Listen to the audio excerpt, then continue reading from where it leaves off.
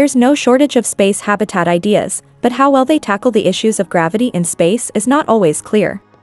Now, researchers at Kyoto University have joined forces with contractor Kajima Corporation to develop gravity-defying habitats, required for use on the Moon and Mars, complete with their own transportation system.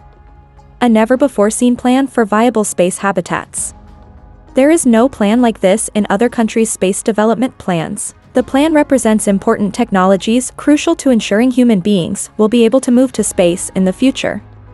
The team of researchers believes that gravity is absolutely essential to the well-being of future space dwellers. Without gravity, mammals might not be able to reproduce and their babies might not develop well.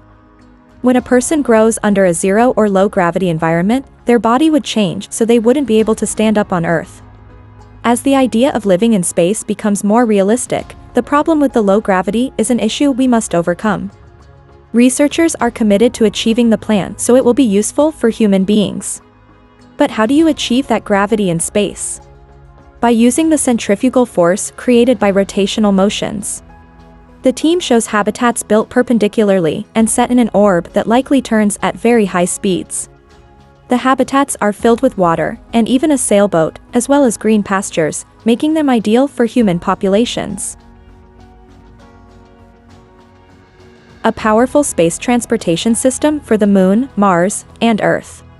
The researchers' ambitious idea also comes with a space train that is set to function like trains on Earth while at the same time generating artificial gravity.